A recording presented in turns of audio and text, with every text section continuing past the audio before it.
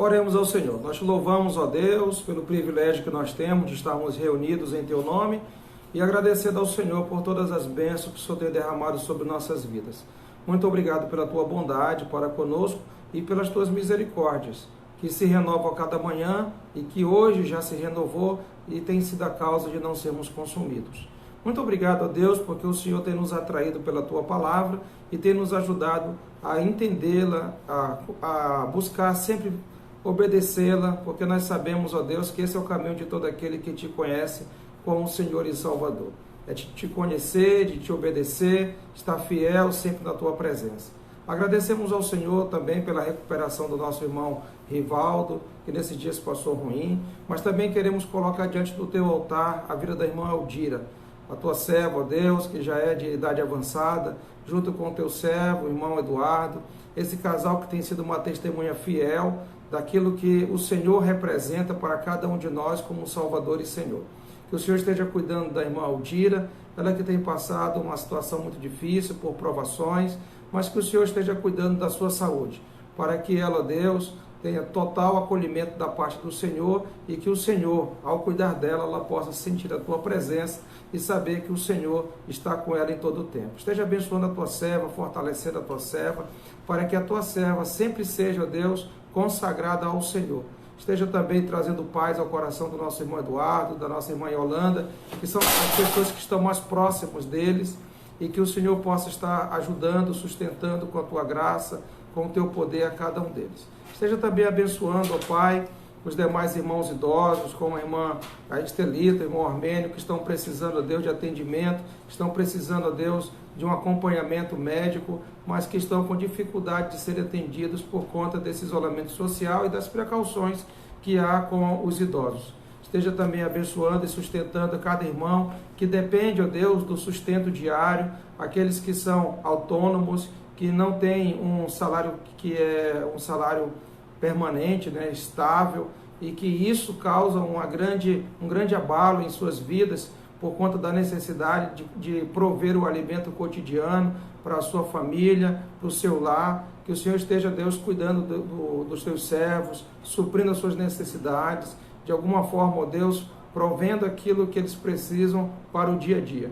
Muito obrigado a Deus, porque o Senhor tem nos dado a oportunidade de estudar a Tua palavra e nos ajuda a compreendê-la e cada dia crescer na graça e no conhecimento de nosso Senhor e Salvador Jesus Cristo. Abençoa nossos familiares, abençoa nossas famílias, abençoa meu pai, minha mãe, abençoa as minhas irmãs, suas famílias, esteja cuidando também do meu irmão e que o Senhor supra a necessidade de cada um de nós, principalmente pela distância, o que o Senhor esteja mesmo trazendo aos nossos corações sempre esse consolo tão necessário e importante para que reine em nossos corações a Tua paz. Assim pedimos o Teu cuidado, a Tua bênção sobre cada um de nós, no nome de nosso Senhor e Salvador Jesus Cristo. Amém.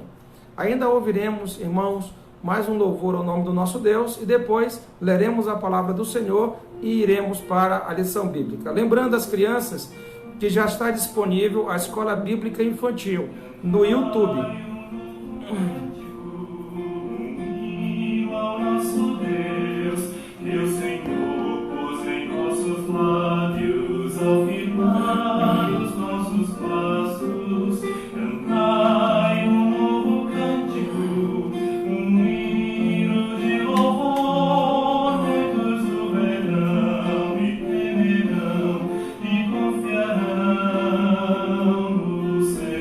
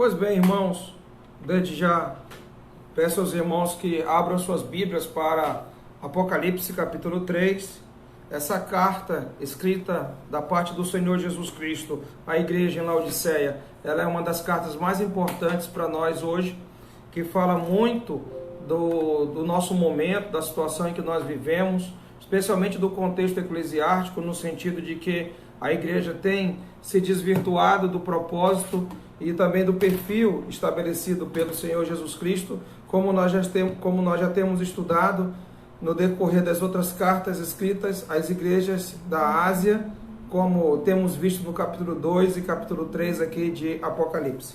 Então, em Apocalipse capítulo 3, versículo 14 ao versículo 22, é o que tem o conteúdo dessa carta do Senhor Jesus Cristo ao anjo da igreja em Laodiceia. Diz assim a palavra do Senhor. Ao anjo da igreja em Laodiceia escreve: estas coisas diz o Amém, a testemunha fiel e verdadeira, o princípio da criação de Deus. Conheço as tuas obras, que nem és frio nem quente. Quem dera fosses frio ou quente. Assim, porque és morno e nem és quente nem frio, estou a ponto de vomitar-te da minha boca.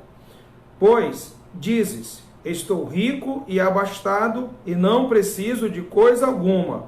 E nem sabes que tu és infeliz, sim, miserável, pobre, cego e nu. Aconselho-te que de mim compres ouro refinado pelo fogo para te enriqueceres, vestiduras brancas para te vestires, a fim de que não seja manifesta a vergonha da tua nudez, e colírio para ungires os olhos, a fim de que vejas. Eu repreendo e disciplino a quantos amo. Sê, pois, zeloso e arrepende-te. Eis que estou à porta e bato. Se alguém ouvir a minha voz e abrir a porta, entrarei em sua casa e cearei com ele e ele comigo. Ao vencedor dar-lhe-ei sentar-se comigo no meu trono, assim como também eu venci e me sentei com meu Pai no seu trono. Quem tem ouvidos, ouça o que o Espírito diz às igrejas. Que o Senhor nosso Deus aplique aos nossos corações a sua bendita palavra. Amém. Como eu disse, irmãos, essa igreja, ela é uma igreja, essa carta é uma carta muito importante para a igreja. A igreja em Laodiceia, ela traz um retrato muito nítido da situação atual, contemporânea da igreja. Então, por isso é importante estudar esta carta com uma profundidade maior, especialmente fazendo uma comparação com o momento atual. Nós sabemos, irmãos, que o perfil da igreja é de uma igreja perseverante. Nós sabemos que o perfil da igreja é uma igreja que passa sempre por provas. O perfil da igreja é uma igreja que vai estar sempre lutando contra o pecado e o poder das trevas. O perfil da igreja é estar sempre experimentando do poder de Deus, mantendo-se vitoriosa nessas lutas, nessas batalhas, nessa guerra espiritual, nesse combate diário que nós temos. Então, esse é o perfil da igreja. Temos visto em cada carta, no decorrer do capítulo 2 e capítulo 3, e agora nós encerramos o capítulo 3 com a carta a Laodiceia. Mas os irmãos têm visto que aquele ditado, ele tem sido aqui muito fiel. Água mole e pedra dura, tanto bate até que fura. Ou seja, de tanto a igreja ser confrontada, provada, massacrada, a igreja chegou a um momento que cedeu.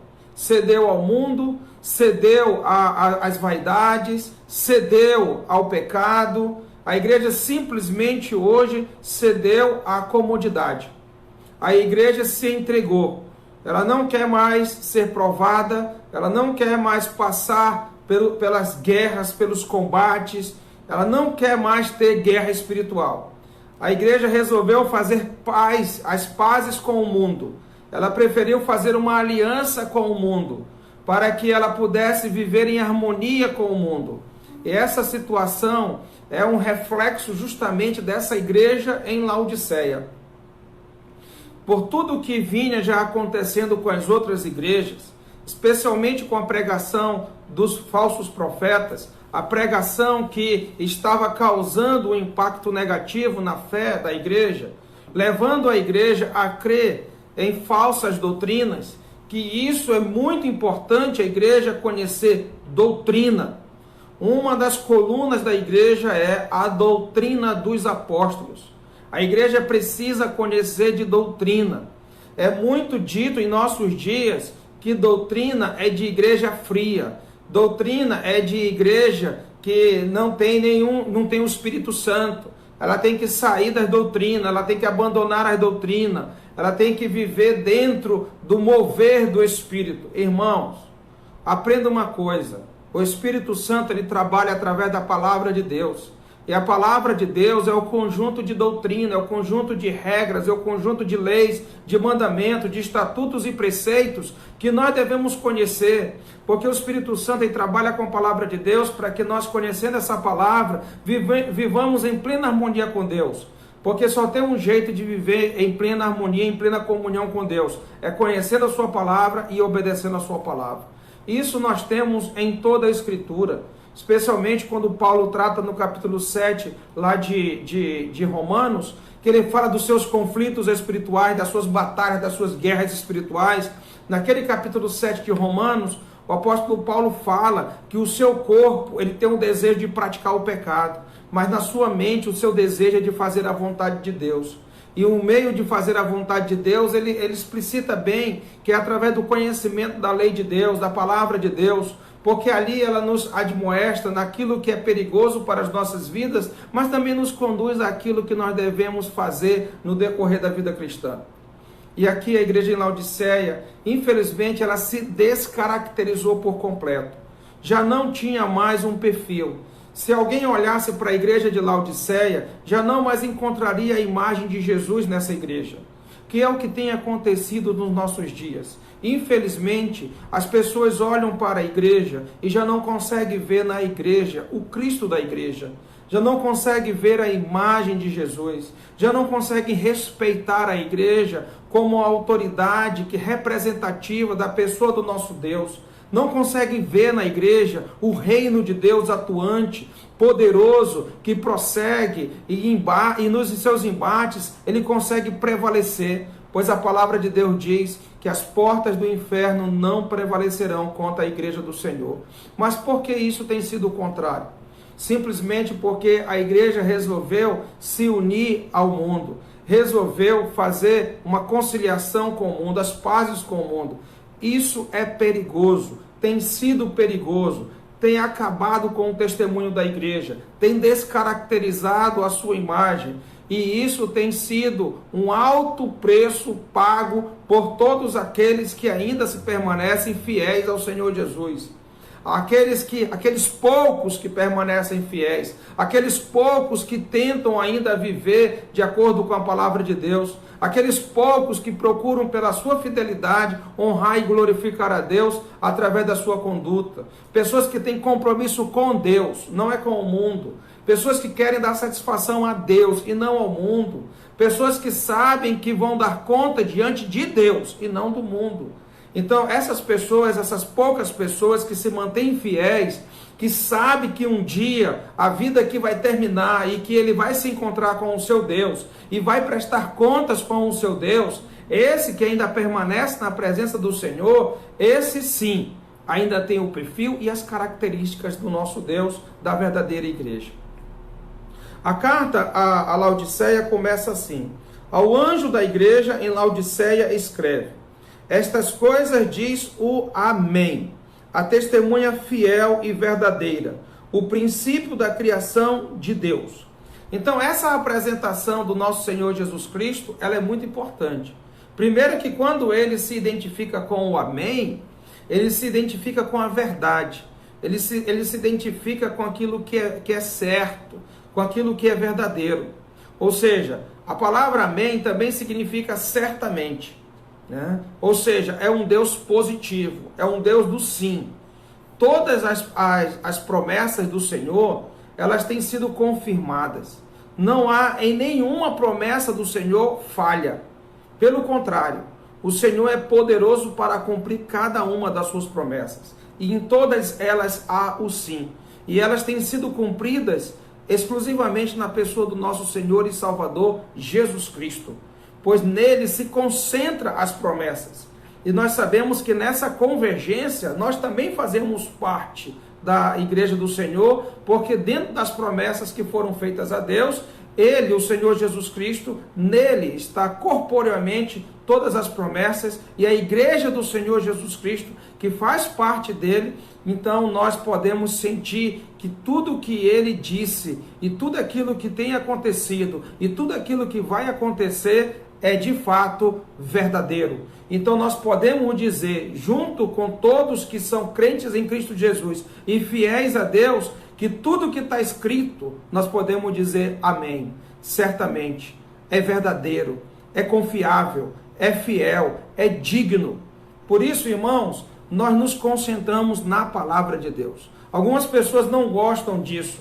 Tudo que você fala é Bíblia. Tudo que você fala é da Bíblia. Porque, meu amado que nos ouve, nada que nós achamos, pensamos, entendemos é confiável.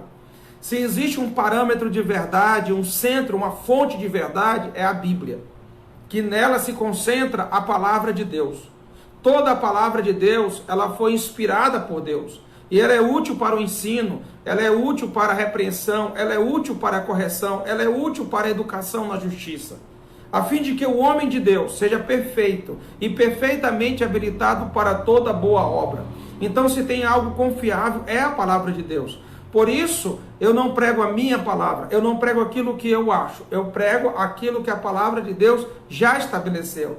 Porque a minha palavra, ela volta vazia, mas a palavra de Deus não volta vazia. Antes faz aquilo que agrada a Deus, aquilo que satisfaz a Deus. E por isso que nós temos que nos voltar sempre para a palavra do Senhor.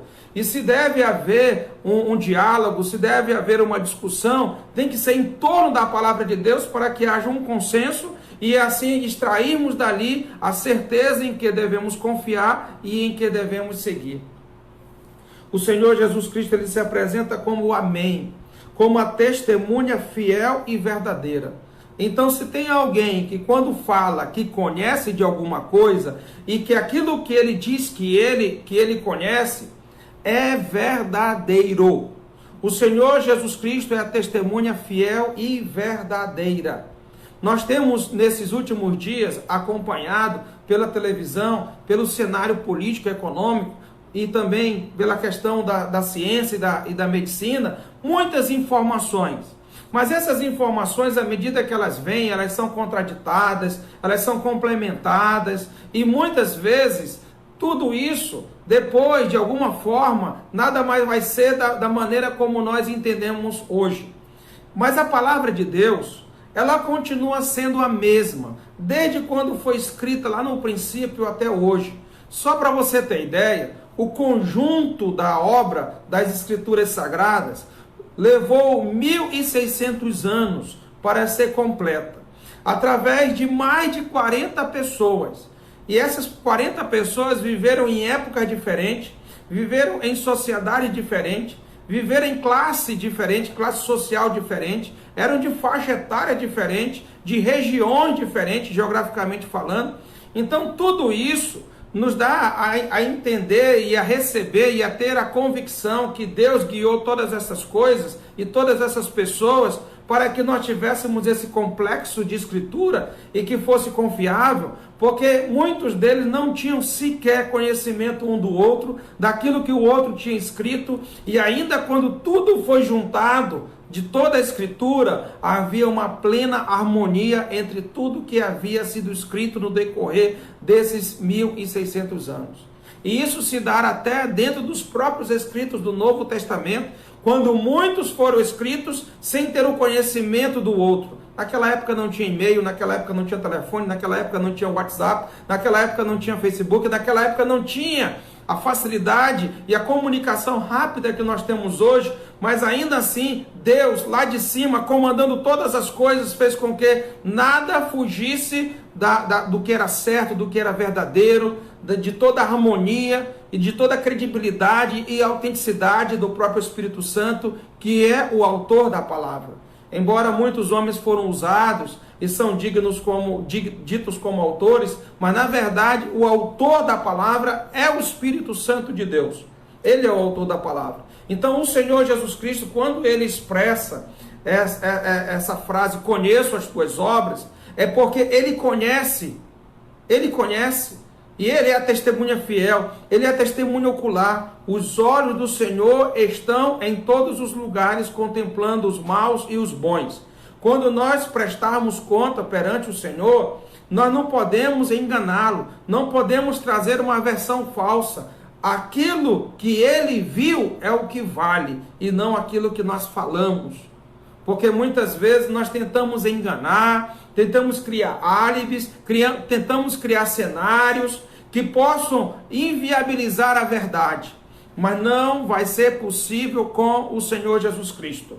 Aquilo que nós fizemos, aquilo que nós deixamos de fazer, ele sabe cabalmente. Seja do que fizemos de certo, seja do que nós fizemos de errado, seja quais foram as nossas motivações, o Senhor Jesus Cristo conhece plenamente. Não há como enganá-lo.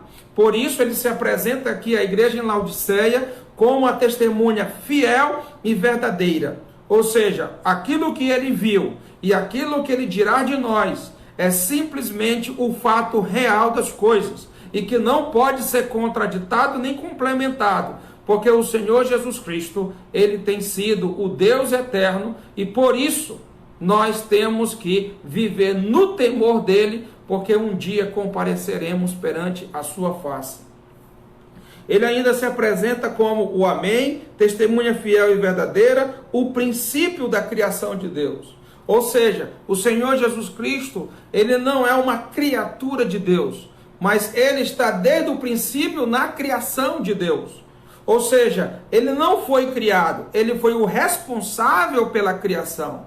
Era uma das heresias que tinha lá em Laodiceia, naquela região de Colossos e Herápolis. Ali tinha essa heresia, porque muitos estavam pregando que o Senhor Jesus Cristo era resultado da criação e não o autor da criação. E aqui o Senhor Jesus Cristo, ele se apresenta como o princípio da criação, ou seja, ele não é resultado da criação, mas ele é o responsável pela criação, ele é o autor da criação, como já foi dito pelo próprio João, que recebe essas informações e leva às igrejas, lá no seu evangelho, que foi escrito antes do Apocalipse, que ele diz o seguinte: no princípio era o verbo estava com Deus e o verbo era Deus. Ele não foi criado por Deus, ele era Deus. O Senhor Jesus Cristo e Deus são as mesmas pessoas, é o mesmo Deus. Tudo foi criado por intermédio dele, e sem ele nada do que foi feito se fez. Ali no Evangelho de João, capítulo 1, versículo 1 e versículo 2, descreve que o Senhor Jesus Cristo estava no princípio da criação e tudo que foi criado por intermédio dele. E ele não foi criado porque ele já existia, ele é eterno. E é importante nós crermos nas doutrinas certas para que nós não nos equivoquemos. E ao nos equivocarmos, nós perderemos o sentido e o fundamento do Evangelho, que é o Senhor Jesus Cristo. Então existem doutrinas que dizem que o Senhor Jesus Cristo é uma criação de Deus, é um Deus criado. Isso é uma falácia, isso é uma fábula, isso é uma inverdade.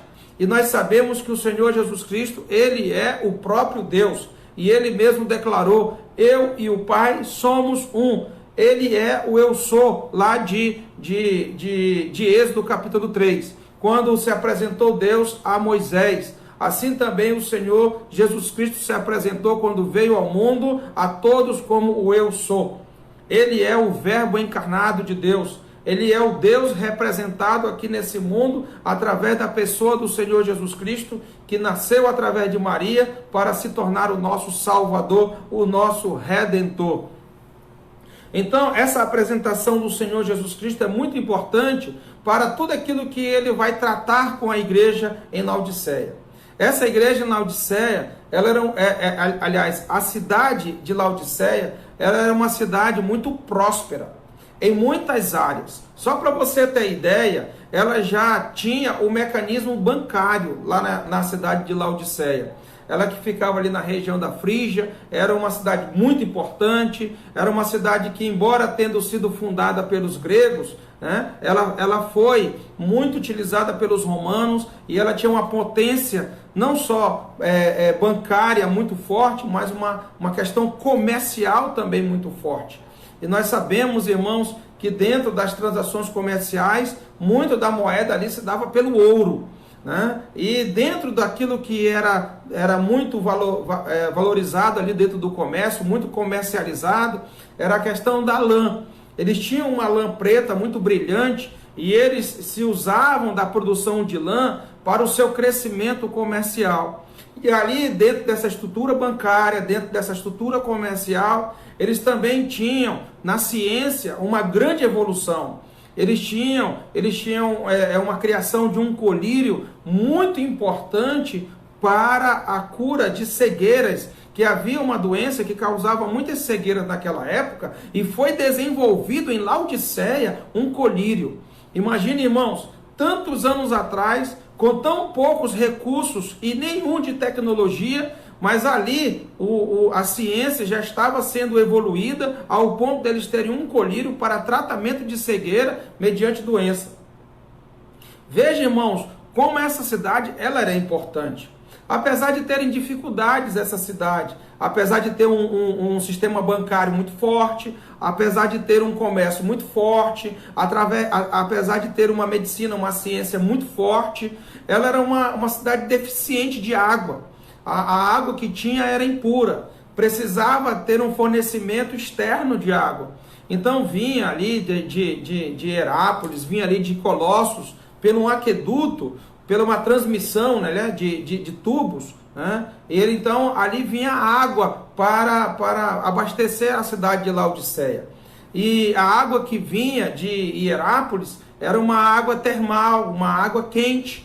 Mas quando chegava em Laodiceia, ela já chegava prejudicada. Ela já não chegava tão quente como saía de Hierápolis, e já chegava morna. Também a água que vinha lá das montanhas de Colossos, quando chegava já em Laodiceia, já não chegava tão friinha como ela era produzida ali pelas montanhas, pela sua nascente. Já chegava também suja, já chegava também avariada. E a água que se encontrava em Laodiceia não era uma água boa, não era uma água limpa, não era uma água muito saudável. E isso causava muito problema, no sentido de que até os visitantes, quando tinham o contato com essa água pela primeira vez, eles rejeitavam, eles cuspiam a água, né? E ela causava esse mal-estar, esse enjoo. Então, tinha que se adaptar com tudo isso. Apesar de toda a prosperidade que existia lá em Laodiceia, essa questão de água era um problema, mas que era suprido por esses aquedutos que vinham dessas duas cidades, mas essa água já chegava prejudicada. E essa água, que era para satisfazer por completo a situação ali da cidade, acabava sendo avariada por essa circunstância do tempo, né, da quilometragem, né? Então, é importante que os irmãos atentem para esses fatos, né? Atentem para esses fatos que são essenciais para a nossa compreensão da interpretação do texto bíblico referente à carta a carta do Senhor Jesus Cristo a Laodiceia. No versículo 15 ele diz: conheço as tuas obras, que nem és frio, nem é quente. Nem és frio, nem quente. Conheço as tuas obras, que nem és frio, nem quente. Quem dera fosses frio ou quente. Assim, porque és morno, e nem és quente nem frio, estou a ponto de vomitar-te da minha boca. Essa situação estava ligada à questão da água. Essa situação do quente, do frio, do morno, isso estava ligado à água que eles recebiam dessas duas cidades adjacentes, tanto de Hierápolis como de Colossos. Irmãos, o Senhor Jesus Cristo, ele passa a usar aquilo que existe em Laodiceia para trazer lições espirituais bem importantes para aquela igreja. Naquela situação em que eles estavam vivendo, o Senhor Jesus Cristo dizia que a situação deles era de uma igreja morna. Por que que eles tinham esse aspecto de uma igreja morna?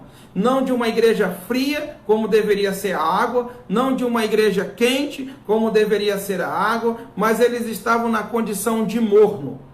Por que que o Senhor Jesus Cristo ele traz essa lição para aquela igreja? Porque aquela igreja, ela não estava saciando de acordo com as necessidades o povo.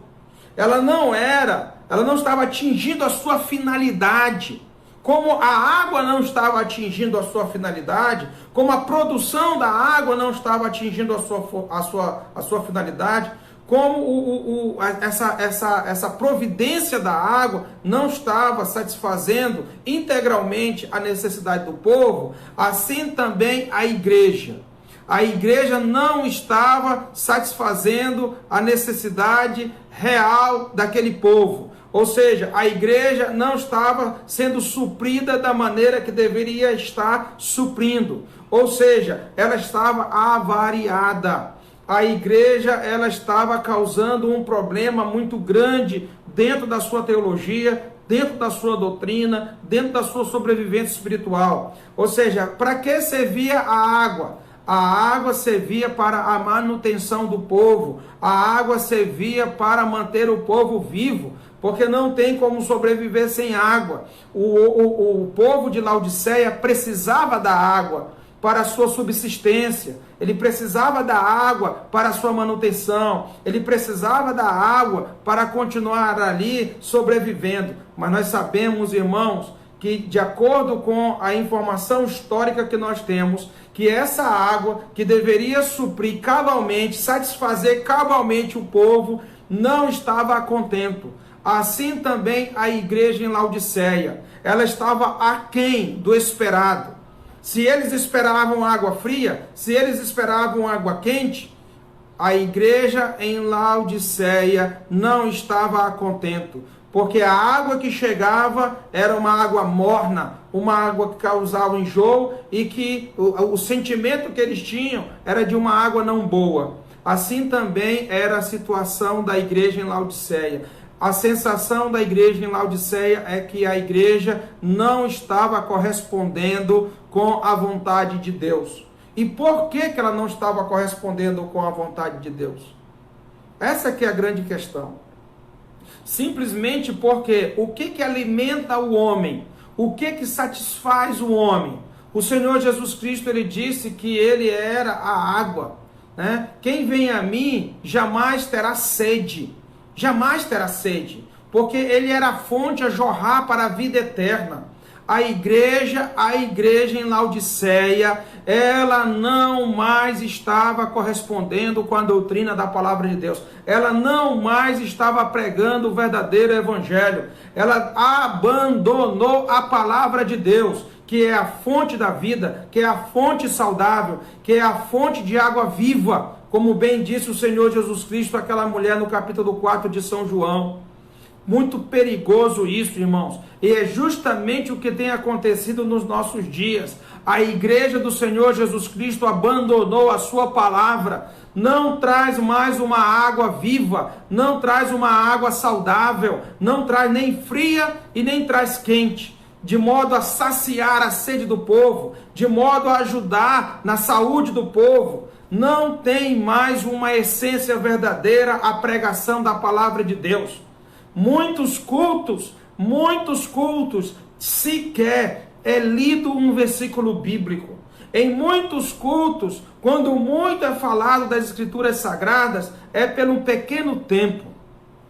E já existem cultos que são apenas de louvor, chamado louvorzão, onde não há sequer a menção da palavra de Deus, e é dito até para não levar a Bíblia, porque não haverá pregação. Que espécie de igreja nós temos hoje? Que espécie de igreja que nós temos hoje que não quer mais a palavra de Deus? Que espécie de igreja nós temos hoje que não quer mais pregar a palavra de Deus? Que não quer mais ouvir a palavra de Deus? Que não quer mais viver a palavra de Deus? Que Que tipo de igreja? Para que serve essa igreja, meu irmão? Para que serve uma igreja que não tem compromisso com a palavra do Senhor? Me diga uma coisa, para que serve? É nesse sentido, irmãos, que eu digo que nós temos que abrir os nossos olhos. Nós temos que prestar atenção. Nós temos que analisar esse sistema eclesiástico atual.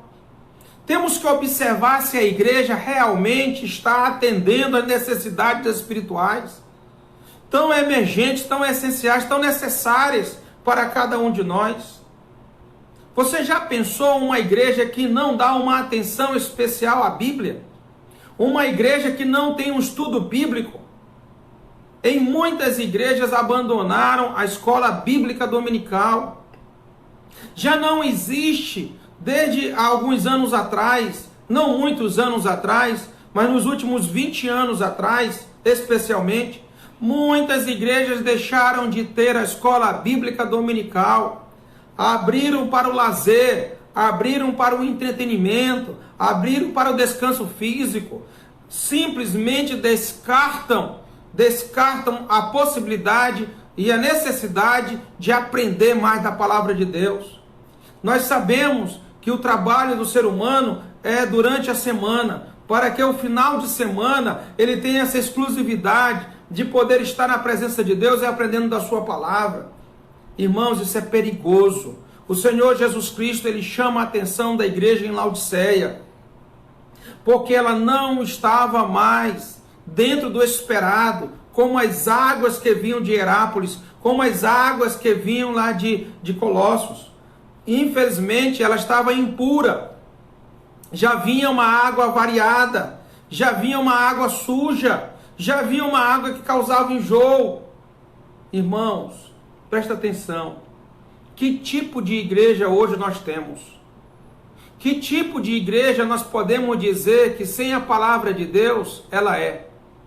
Como nós poderíamos perfilar essa igreja? Como nós poderíamos caracterizar uma igreja que não mais se importa com a mensagem da palavra de Deus, que não se importa mais com o estudo bíblico, que não tem mais interesse sequer de conhecer melhor o seu Deus através da sua própria palavra, que é a bula, que é a fonte, que é o canal de conhecimento que nós temos do Senhor nosso Deus. O profeta Oséias disse, e eu repito, no capítulo 6 da sua profecia: o meu povo, disse Deus, sofre porque lhe falta conhecimento. E a igreja em Laodiceia, por conta de estar nessa situação, de não querer mais um compromisso bíblico, de não querer mais levar o evangelho da salvação.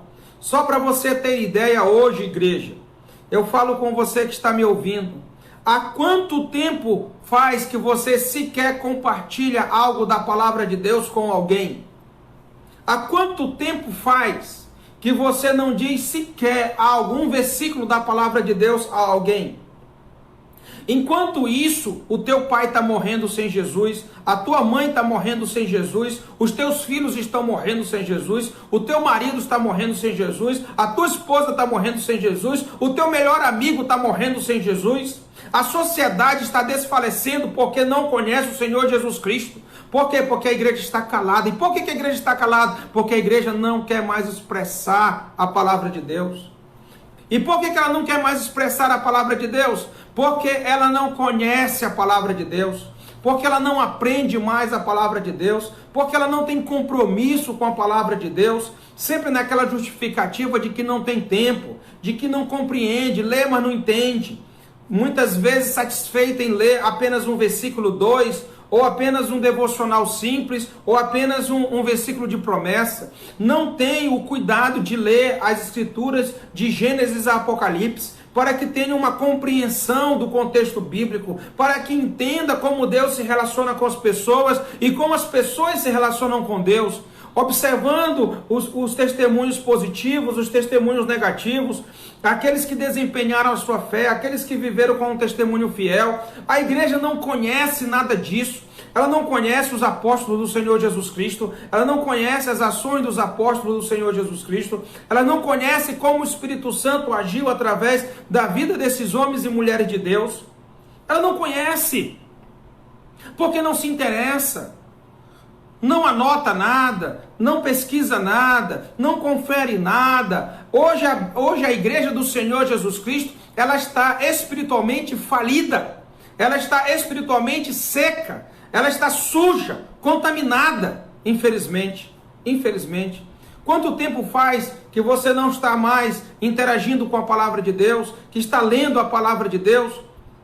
Há quanto tempo faz que você não tem mais esse desejo de estar na presença de Deus? Muitos irmãos e irmãs estão abandonando a presença do Senhor, estão abandonando o seu compromisso com Deus, porque simplesmente abandonaram a sua palavra. Quando nós abandonamos a palavra de Deus, é o primeiro passo para nós abandonarmos a presença de Deus. E isso aí é algo muito grave, e aconteceu com a igreja em Laodiceia. Por conta de quê? Porque deu muito ouvidos a falsos profetas. E os falsos profetas, eles trazem uma outra mensagem que não corresponde com a mensagem de Deus.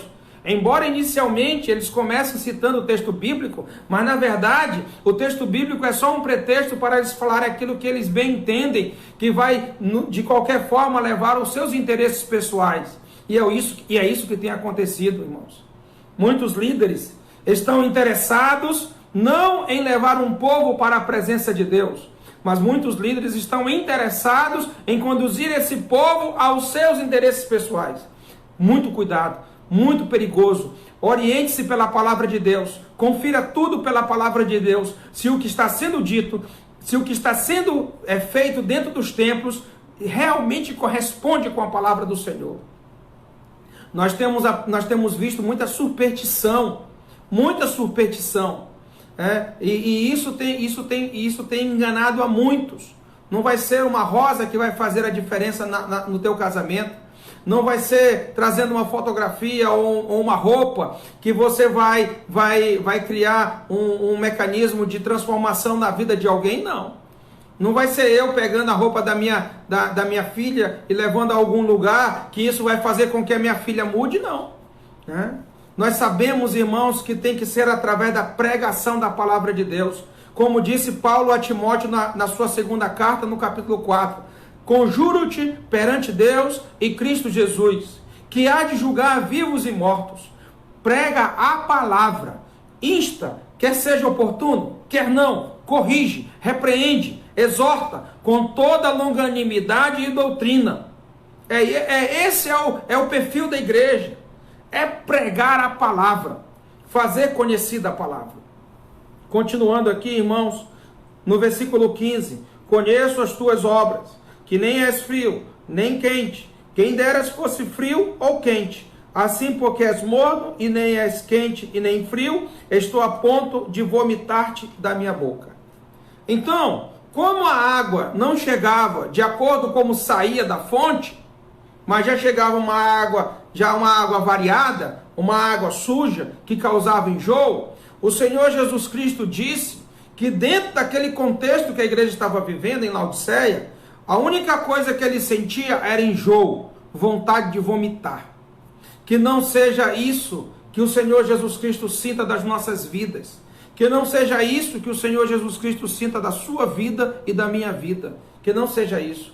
Um enjoo, uma vontade de colocar para fora aquilo que está dentro do estômago. Isso não é bom, irmãos. Isso não é bom. Temos que avaliar as nossas vidas. Por isso eu disse que a igreja em Laodiceia, ela tem muito com a nossa igreja atual. Tem uma conexão muito forte com a igreja contemporânea. E nós temos que fazer as análises e extrair esses ensinos para que, fazendo uma reflexão, possamos corrigir as nossas vidas, corrigir a igreja do Senhor Jesus Cristo, trazer de volta a sanidade espiritual para que ela possa desempenhar o seu papel de acordo com como foi estabelecido pelo próprio Deus, dentro do perfil e das características que ele apresenta no decorrer dessas cartas todas às igrejas da Ásia. Pois bem, irmãos, como você está como igreja hoje? O que você está causando para o Senhor Jesus Cristo? Um impacto positivo ou um impacto negativo?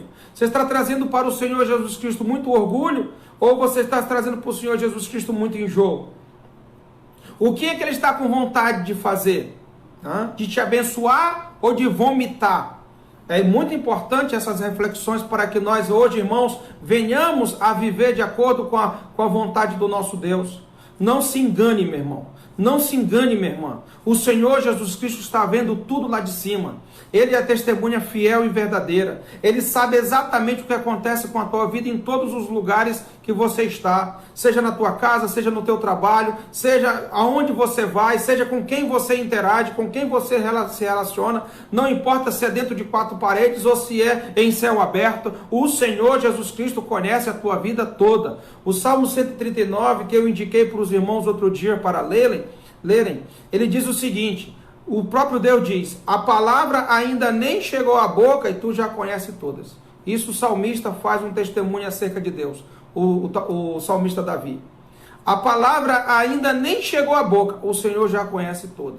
Ou seja, nem expressei, nem falei, nem pronunciei nada. Ainda está sendo produzida no meu pensamento a palavra que eu vou dizer, mas o Senhor nosso Deus já conhece toda. Então, se Ele já sabe até aquilo que eu ainda não disse, é porque Ele já sabe tudo aquilo que eu já fiz. É porque Ele já sabe tudo aquilo que eu já pensei. E por isso eu não posso dar ao Senhor Jesus Cristo esse desagrado. Eu não posso. Pelo contrário, a minha vida tem que ser uma vida agradecida. A minha vida tem que ser uma vida de gratidão. A minha vida tem que ser uma vida de ação de graças. Por tudo que Ele é, por tudo que Ele fez por mim, eu não posso ser ingrato ao ponto de virar as costas para Ele e de dizer, não quero saber nada da Tua palavra. Não quero saber nada de conhecer a Tua palavra. Tem irmãos que quando olham o volume das Escrituras Sagradas, que ele vê a grossura, né? Que eles começam a ver a grossura, começa a dar preguiça de ler a Bíblia. Começa a dar preguiça. Mas pense na Bíblia como um elefante, que é um animal grande, 5 toneladas aproximadamente. Mas alguém disse, como é que se come um elefante? Uma mordida de cada vez. Então, como é que você vai se alimentar da palavra de Deus? Um capítulo de cada vez. Você vai ler um capítulo, vai ler 2, podendo você ler durante o dia 3, 4, 5, 6, 7, 8, 9, 10, dependendo da sua disponibilidade, dependendo da sua disposição. Isso tudo vai fazer uma grande diferença na sua vida. E nesse momento de quarentena, nesse momento de isolamento social, se tem algo benéfico que esse vírus tem trazido para a igreja do Senhor, é para que a igreja do Senhor se volte para a sua palavra e leia a sua palavra. Leia a Bíblia, irmão. Tente reverter esse tempo todo que você não leu a palavra do Senhor. E você verá o quanto você vai ser fortalecido nele e na força do seu poder. O seu espírito vai encher você e você vai ser poderoso em palavras e ações que glorifiquem ao nome do nosso Deus. Diz o versículo 17, olha que antagonismo, olha que contrariedade. Versículo 17, pois dizes, ou seja, o anjo da igreja dizia isso, pois dizes, estou rico e abastado, e não preciso de coisa alguma. Olha só, entre o pensamento que ele tinha, o anjo da igreja, que correspondia ao todo da igreja, quanto ao próprio Senhor Jesus Cristo. Ao pronunciamento de nosso Senhor Jesus Cristo, que já falou aqui no versículo anterior. O anjo da igreja dizia, estou rico e abastado e não preciso de coisa alguma. Eu quero fazer um paralelo bem interessante, que quando Pedro estava com João, indo para o templo na hora de oração, havia um coxo na porta formosa do templo. Aquele coxo já estava ali há muitos anos, mas ele pediu na entrada de Pedro e João, o coxo, uma esmola. E na ocasião, Pedro não tinha, e nem João, não tinha nenhum dinheiro para dar àquele coxo. Nenhum denário, não tinha nenhum starter, não tinha nada. Então o que aconteceu? O Pedro disse para aquele homem, eu não tenho prata, eu não tenho ouro, mas o que eu tenho, isso eu te dou. Em nome de Jesus Cristo Nazareno, levanta-te. Então a igreja, ela não tinha um poder aquisitivo na época de Pedro e João. A igreja ela não tinha riquezas na época de Pedro e João, mas a igreja ela tinha o poder de Deus. Ela tinha o poder de Deus. E hoje a igreja ela está rica e abastada. E tem dito que não precisa de coisa alguma. Tem igrejas que estão gastando volumes, mas volumes e volumes de dinheiro com o que não faz parte do reino de Deus. Tem igrejas que estão gastando fortunas sem que esse alvo seja a pregação do evangelho. A igreja está muito preocupada com conforto. A igreja está muito preocupada com estabilidade. A igreja está muito preocupada consigo mesma. A igreja está muito preocupada com o seu lazer. Mas a igreja não está preocupada com o seu espírito e nem está preocupada com a salvação das almas que ainda perecem. Tantas são as pessoas que estão nesses rios, nos ribeirinhos, que estão perdidas, que ainda não têm alguém para pregar-lhes o evangelho. Mais da metade das aldeias indígenas sequer já chegaram a ter a presença, a visita de um evangelista. Em muitos lugares no mundo inteiro, não se tem notícia que um missionário chegou ali para lhes levar a mensagem gloriosa da salvação em Cristo Jesus. Por quê? Porque a igreja ela está olhando para si. A igreja está se preocupando consigo mesma. Ela não está interessada em levar adiante a mensagem do Salvador. Quando o próprio Senhor Jesus Cristo disse: uma alma vale mais do que o mundo inteiro. Então, quando nós ganhamos uma alma para Cristo, nós estamos ganhando mais do que o mundo inteiro. Mas aquele que ganha o mundo, perde a sua alma. É muito importante isso. E a igreja em Laodiceia, ela estava ávida para ganhar o mundo. A igreja em Laodiceia, ela estava ávida por riquezas. A igreja em Laodiceia, ela estava ávida por seus recursos materiais. Parece que o capitalismo naquela época já estava em vigência, ao ponto de ser tão materialista esta igreja, como hoje a igreja do Senhor Jesus Cristo tem se apresentado assim. Quando alguém olha para a igreja, olha uma igreja sempre interesseira em questões de bens materiais, bens financeiros, dinheiro. Não é assim que você vê a igreja? Não é assim que você olha para a igreja? Como quem está interessado em dinheiro, como quem está interessada no seu bolso. Infelizmente, essa é a perspectiva que as pessoas têm hoje da igreja, porque a própria igreja realmente está conferindo com aquilo que está em Laodiceia. Uma igreja que está se intitulando, pensando que está rica, pensando que está abastada, mas o Senhor Jesus Cristo não diz isso dela. Então hoje nós conseguimos ver muitos templos suntuosos, né? Hoje nós podemos ver entre os irmãos muita gente abonada, né? Mas o que nós temos visto da obra de Deus? Pouco investimento na obra de Deus, muita infidelidade até nos dízimos e nas ofertas, muita infidelidade nesse aspecto, e a igreja de Deus tem sofrido, missionários têm sofrido, né? Muito da obra de Deus que deveria ser investido na obra de Deus, não está sendo investido. Lá em Lábrea, os irmãos que trabalham com Luz para o Purus, irmãos que trabalham também na MEAP, levando o evangelho aos ribeirinhos, pessoas que não têm absolutamente nada, que moram em barcos, né? Os irmãos das Novas Tribos do Brasil, os irmãos que estão aí doando das suas vidas, abandonando suas famílias, deixando os seus lares, deixando as perspectivas de vida, porque eles têm algo a fazer, uma missão a fazer, a conquistar e glorificar o nome do Senhor Jesus Cristo, que é indo por esses lugares longínquos, pregando o evangelho do nosso Senhor Jesus Cristo. A igreja hoje não quer arredar do seu sofá, a igreja hoje não quer arredar da sua televisão, a igreja hoje não quer arredar da internet, a igreja hoje não quer arredar do seu conforto, ela está muito bem como ela está. Olha o que o Senhor Jesus Cristo disse dessa igreja. Olha o que o Senhor Jesus Cristo disse dessa igreja. Estou rico e abastado, disse o anjo, e não preciso de coisa alguma. E o Senhor Jesus Cristo vai dizer para ela no versículo 17, e nem sabes que tu és infeliz, sim, miserável, pobre, cego e nu. Eu estou observando aqui que já são 10h11. Então, obviamente, eu não vou concluir essa mensagem agora pela manhã. Às 18 horas, a concluirei, no culto das 18 horas. Mas eu quero deixar aqui muito claro para os irmãos que nos últimos dias, ou melhor, nos últimos anos, o que nós temos visto dentro da igreja? Especialmente no que tange a sua liderança. No ano de 2018, especialmente a partir de setembro de 2018, setembro, outubro, novembro e dezembro de 2018. Início, primeiro dia de 2019, nas primeiras horas do dia 19. O que nós temos no meio de janeiro de 2019? E depois, numa sequência intensa, de fevereiro e março de 2019, suicídios. Suicídios dentro da liderança. Suicídios de pastores. Suicídios de missionários. Suicídios de missionárias.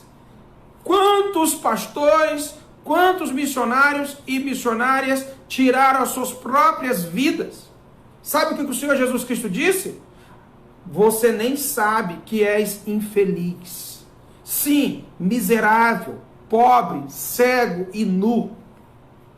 Bem diferente do que a igreja deveria apresentar a esse mundo.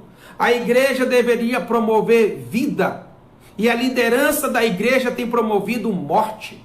A liderança da igreja tem dado um exemplo negativo. A liderança da igreja tem ceifado a própria vida, na desculpa de que não suporta mais, na desculpa de que a sua carga é muito pesada, na desculpa de que o que ela leva sobre si não dá mais para suportar. E alguns têm atribuído a obra de Deus como um fardo tão pesado ao ponto de não poder mais continuar vivendo. Irmãos, o que é isso? É simplesmente o que está escrito aqui nas Escrituras Sagradas, que reflete aos nossos dias, para uma igreja totalmente descaracterizada, sem mais um perfil digno da imagem de Jesus Cristo. Aquele que na cruz sofreu tudo por nós, mas ele resistiu até o fim. Ele resistiu até o fim. Ele nos amou e nos amou até o fim, sofrendo todo o descaso, sofrendo toda a traição, sofrendo toda a dor, sofrendo todo maus tratos, sofrendo naquele momento o Criador dos céus e da terra, o Deus eterno, sofrendo na mão das suas criaturas, e ainda assim ele foi até o fim. Que é uma característica da igreja, ser perseverante. Diante de todas as circunstâncias desse mundo, a igreja sempre será perseverante.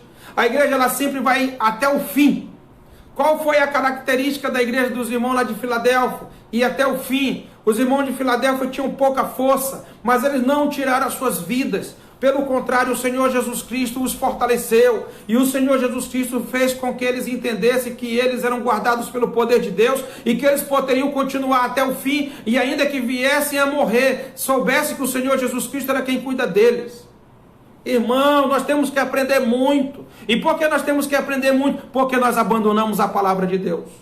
Infelizmente, irmãos, aquilo que a igreja pensa que ela é, não tem nada a ver com aquilo que o Senhor Jesus Cristo diz acerca dela. Infelizmente, se a liderança espiritual tem tirado a sua própria vida, o que se dirá daqueles que estão sob a sua liderança? Se a própria liderança está nessa situação de desespero, o que se dirá dos seus liderados, irmãos? O que se dirá dos seus liderados? E o que nós temos visto dentro da igreja? Um grande número de pessoas com depressão, um grande número de pessoas com ansiedade, um grande número de pessoas com pânico, um grande número de pessoas que estão se suicidando. E por que estão se suicidando? Pessoas que estão saudáveis fisicamente, pessoas que não têm nenhum problema de diagnóstico com enfermidade, pessoas que estão bem financeiramente, que têm um lar, que têm uma cama aconchegante, que têm uma geladeira cheia de alimentos, que tem um salário que cai todo mês, mas que ainda assim estão tirando as suas próprias vidas. Por quê? Por que está acontecendo isso? Por que tanto desespero? Por que tanta desilusão? Por que a igreja está vivendo dessa forma? Se ela é a igreja de Deus, coluna e baluarte do Senhor Jesus Cristo, coluna e baluarte da verdade, não há um contraditório nisso tudo. Eu que prego a vida, tiro a minha própria vida. Eu que prego a salvação, eu me desespero. Eu que prego a esperança, eu digo que não tem solução para mim? Como é que é isso, irmão? Eu não consigo entender isso. Você consegue entender isso? Irmãos, as angústias podem vir sobre a igreja, porque a igreja, uma das características dela é passar por provações. Se você for acompanhar comigo, né, eu vou citar esse, eu gostaria de citar, mas eu vou ler para você. Eu vou ler para você porque é um texto bíblico que eu gosto muito, mas se você quiser ler depois, né, um outro texto, lá em Hebreus capítulo 11, é bom que você leia Hebreus capítulo 11, porque lá nós temos a galeria dos mártires da igreja do Senhor Jesus Cristo.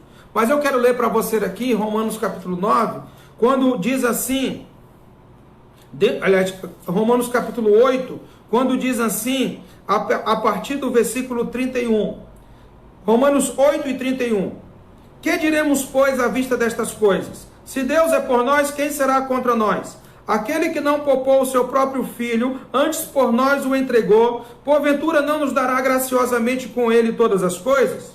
Quem intentará acusação contra os eleitos de Deus? É Deus quem os justifica. Quem os condenará? É Cristo Jesus quem morreu, ou antes quem ressuscitou, o qual está à direita de Deus e também intercede por nós. Observe o versículo 35. Quem nos separará do amor de Cristo? Essa é uma pergunta. Quem nos separará do amor de Cristo? Será tribulação? Ou angústia? Ou perseguição? Ou fome? Ou nudez? Ou perigo? Ou espada? Quem nos separará do amor de Cristo? Poderíamos colocar aqui ou depressão, ou pânico, ou ansiedade. Nós poderíamos colocar aqui, porque aqui tem a palavra angústia, tribulação. Mas o que nós temos encontrado hoje, irmãos? O que nós temos encontrado hoje? Uma igreja totalmente depressiva, uma igreja totalmente desiludida, uma igreja totalmente desesperançada, uma igreja que está assim destruída. Por que ela está destruída? Porque ela não está correspondendo com as suas características espirituais. É uma igreja que, quando nós falamos que ela precisa de Deus, ela se revolta. Quando nós falamos, você precisa de Deus, ela se revolta. E por que ela precisa de Deus? Porque ela não conhece o seu Deus. Se você for ler o capítulo 1 da profecia de Isaías, ali existe um quadro bem interessante. O próprio profeta Isaías, por boca de Deus, né, como boca de Deus, diz o seguinte, que o boi conhece o seu possuidor, e o jumento, né, a manjedoura. Mas o povo de Deus, Israel, não conhecia o seu Deus. É muito triste isso. Isso é muito triste. O animal conhece aquilo que ele tem, mas o povo de Deus não conhece o Deus que tem. Isso é um fato hoje na igreja, tanto na de Laodiceia, como na igreja aqui de hoje. É uma igreja que não conhece o seu Deus. É uma igreja que não busca o seu Deus. É uma igreja que não tem fé no seu Deus. É uma igreja que não confia no seu Deus. Não confia.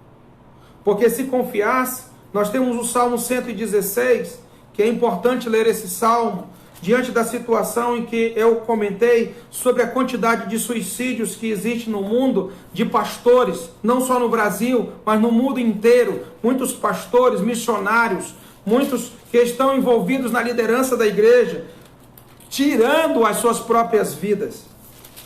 Tirando as suas próprias vidas. Que exemplo é esse, irmão? Que exemplo é esse? Né? De pregador que prega sobre esperança, que prega sobre vida eterna, que prega sobre salvação e que tira a sua própria vida. Infelizmente, olha só o que diz aqui a palavra de Deus, irmão. Olha o que diz a palavra de Deus. Salmo 116. Olha só, ele começa conclamando o seguinte: amo o Senhor. Amo o Senhor porque Ele ouve a minha voz e as minhas súplicas. Que testemunho maravilhoso. Mas o que levou ele a exclamar isso? Versículo 2. Porque inclinou para mim os seus ouvidos, invocá-lo-ei enquanto eu viver. Versículo 3. Observe o que esse homem passou. Laços de morte me cercaram e angústias do inferno se apoderaram de mim. Caí em tribulação e tristeza. Então invoquei o nome do Senhor. Ó Senhor, livra-me a alma. Compassivo e justo é o Senhor. O nosso Deus é misericordioso. O Senhor vela pelos simples. Achava-me prostrado e ele me salvou. Volta minha alma ao teu sossego, pois o Senhor tem sido generoso para contigo.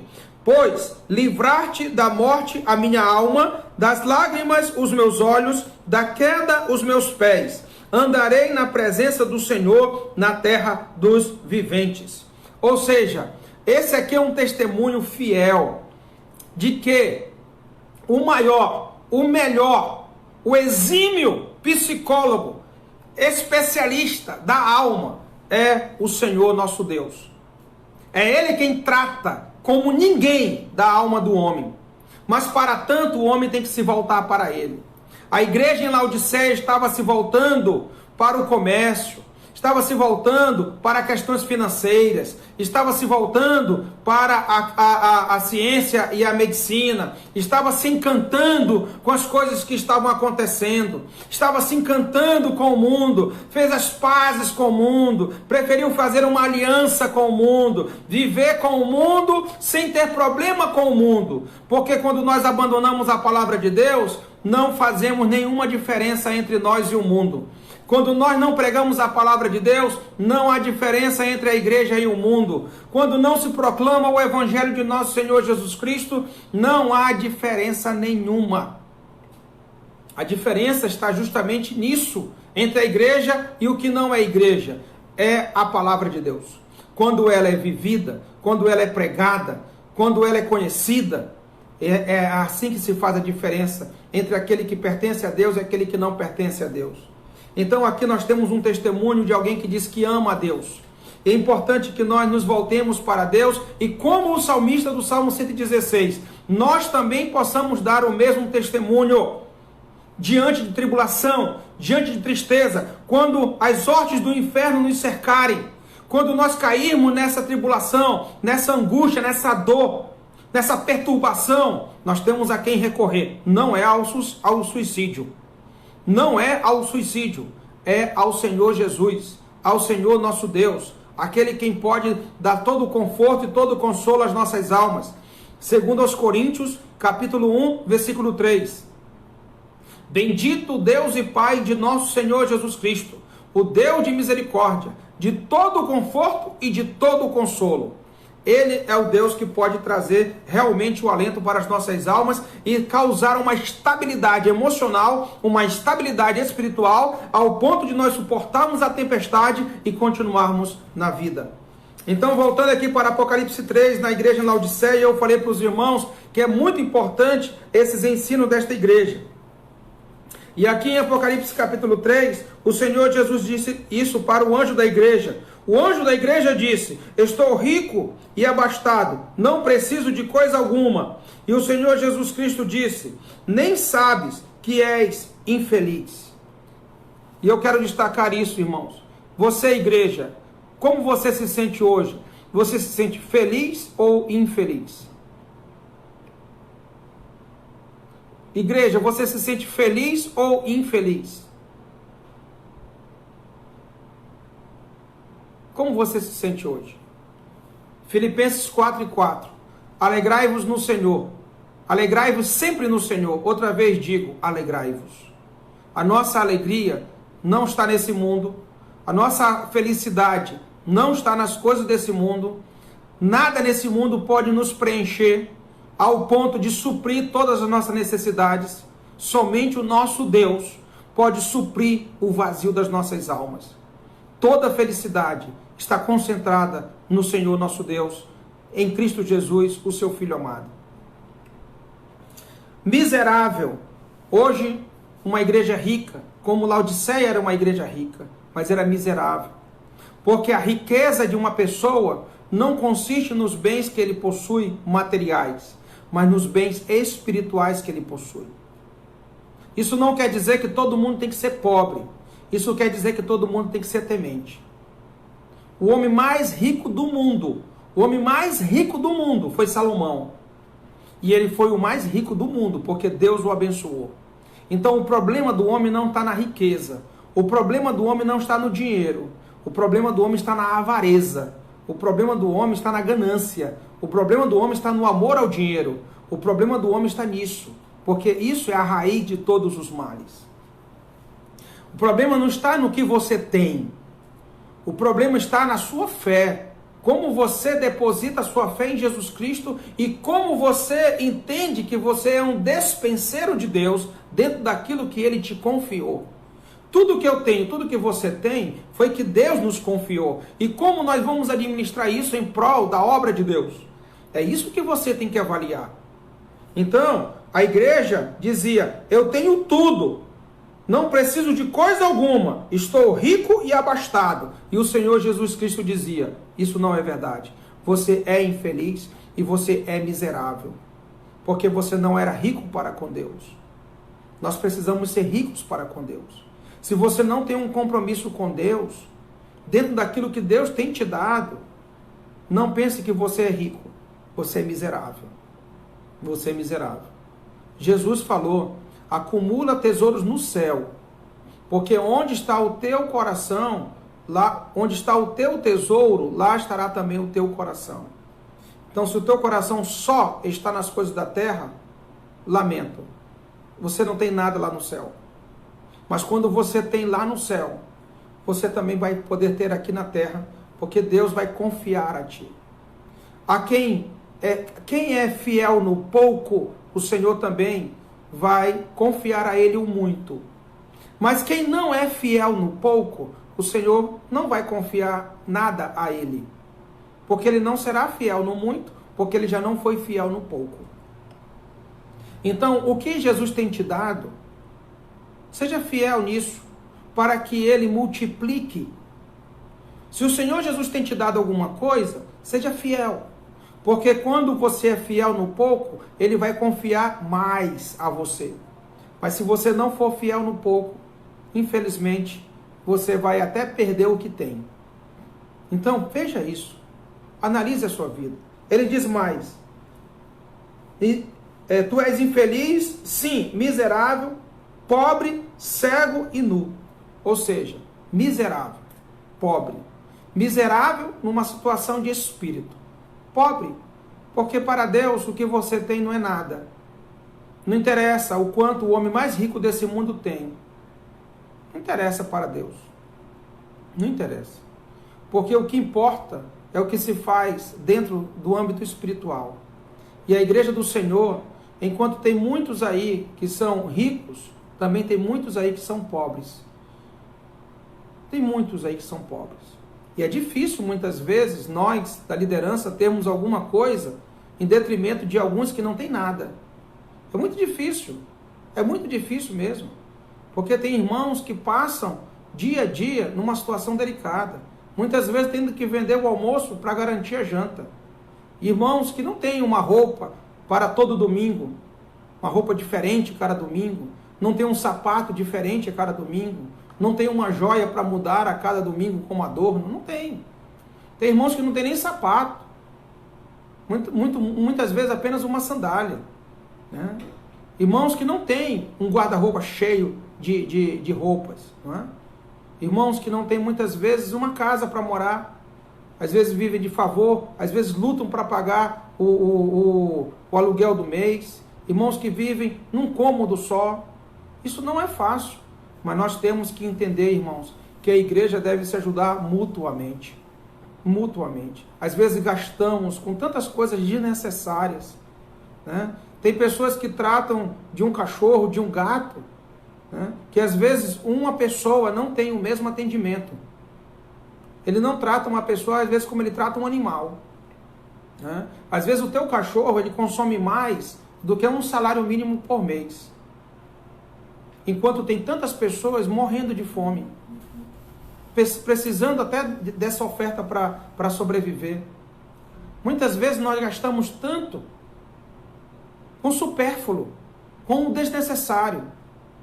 e tendo tantas pessoas bem próximo de nós, às vezes o teu pai, às vezes a tua mãe, às vezes o teu irmão, às vezes a tua irmã, às vezes o teu parente tão próximo, precisando da tua ajuda. E você se omite a ajudar. E às vezes gastando com farras desnecessárias. Irmãos, é tão difícil isso. Mas o Senhor Jesus Cristo, Ele chama a atenção da igreja em Laodiceia, que vale muito hoje para nós fazermos uma avaliação disso. E nem sabes que tu és infeliz, miserável, pobre, cego e nu. Nós faremos à noite, a partir do versículo 18, quando o Senhor Jesus Cristo passa a fazer uma exortação à igreja, para trazer a igreja de volta ao seu perfil, para trazer a igreja de volta às suas características. Então aqui está a repreensão. Uma repreensão dura, uma repreensão forte, porque a palavra foi abandonada pela igreja. O procedimento da igreja estava totalmente reprovável. Então, nesse momento, irmãos, nós temos que parar para refletir como realmente nós estamos vivendo. Se nós estamos administrando bem aquilo que Deus tem nos dado e se nós estamos representando bem o nosso Deus, que é a nossa autoridade. Será que nós estamos representando bem o nosso Deus? Será que nós estamos mesmo fazendo com que o nome dele seja glorificado, que o nome dele seja louvado através das nossas vidas? Eu vou perguntar uma coisa de você, meu amado irmão, minha amada irmã. Quantas pessoas têm dito glória a Deus pela tua vida, irmão? Quantas pessoas têm dito obrigado, meu irmão, por causa da tua vida? Quantos irmãos têm dado glórias a Deus por você? Quantos irmãos têm louvado a sua vida, por sua vida, a Deus? Quantos irmãos têm orado por sua vida? Pela maneira como você comporta como um cristão, como um verdadeiro cristão. Quantos irmãos têm orgulho de dizer que você é um irmão em Cristo? Quantos irmãos podem dizer, esse irmão é uma bênção na minha vida? Quantas pessoas podem falar isso de você, irmão? Quantas pessoas podem se orgulhar de você? Quantas pessoas podem dizer que você a ajudou no momento mais difícil? Que você a acolheu, que você não virou as costas para ela, mas que você deu a ela aquilo que ela de maneira alguma pensava que naquela ocasião poderia ser suprido? Vamos ser bênçãos, irmãos. Foi isso que Deus falou para o Abraão no capítulo 12, versículo 3. Abraão, sê tu uma bênção. A igreja em Laodiceia não estava sendo uma bênção. Ela estava sendo egoísta, arrogante, ela estava sendo soberba, altiva, gananciosa e, infelizmente, só pensava em si. Não pensava no próximo, não pensava no irmão. Vamos começar a refletir sobre isso, irmãos. E vamos nos enriquecer diante da presença do nosso Deus. E não vamos achar que somos aquilo que Deus disse que nós não somos. E vamos aprender da palavra de Deus. E só assim nós corrigiremos as nossas vidas para melhor. Louvado seja o nome do nosso Deus. Amém. Te louvamos, ó Deus, pelo privilégio que nós temos de poder estudar abertamente a tua palavra. Ajuda-nos, ó Deus. Temos muito a nos corrigir. Chega a ser enfadante tanta correção, mas é necessário, é essencial. A tua igreja precisa ser corrigida. A tua igreja precisa voltar ao perfil espiritual que é exigido da parte do Senhor, para que nós te representemos dentro das características que requer a um filho do Senhor. Nós temos que ser perseverantes. Não podemos, ó Senhor, nos permitir dar cabo das nossas próprias vidas. Ajuda-nos, ó Pai. Ajuda-nos, ó Pai. Ajuda-nos. Nos corrige, nos disciplina, para que nós voltemos à sanidade espiritual, ó Deus.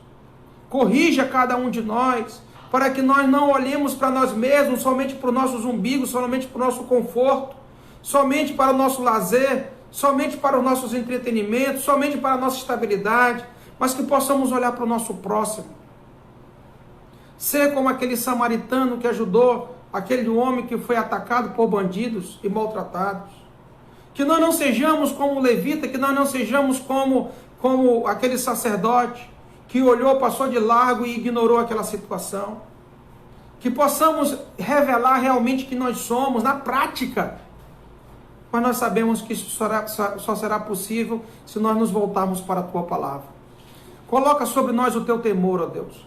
Coloca sobre nós o Teu temor, ó Deus, para que nós voltemos à prática das primeiras coisas, para que nós voltemos ao primeiro amor, para que nós voltemos a ter um coração fervoroso, que quer fazer tudo para a glória do Senhor, que quer fazer tudo para Te agradar, não para nos agradar, mas para Te agradar.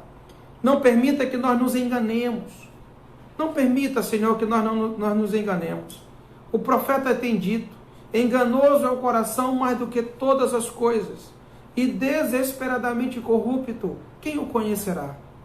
O nosso coração tem nos enganado, e nós temos sido enganados pelos nossos corações. Mas nos tira do engano, Senhor Deus. Nos revela a Tua verdade, nos liberta pela verdade, para que voltemos, ó Deus, a orgulharmos o Senhor, em gratidão, em ação de graças, e fazermos aquilo que realmente honra e glorifica a Ti. E que através das nossas vidas, através do nosso testemunho, muitos possam dar glórias a Ti e louvar a nós, a louvar ao Senhor por nossas vidas. Nós Te glorificamos por isso. Abençoa cada irmão, cada irmã nessa semana, nesse dia, e que possamos voltar mais tarde para estudar mais a Tua palavra e para cultuar mais o nome do Senhor. Que o Senhor venha abençoar cada um, no nome de nosso Senhor e Salvador Jesus Cristo. Amém. Vamos louvar ao Senhor, irmãos, com mais um hino. Lembrando que a Escola Bíblica das Crianças está no YouTube. E lá as crianças podem acompanhar a Escola Bíblica Dominical online, ali pelo canal do YouTube. Tá? Deus abençoe a todos, em nome de Jesus.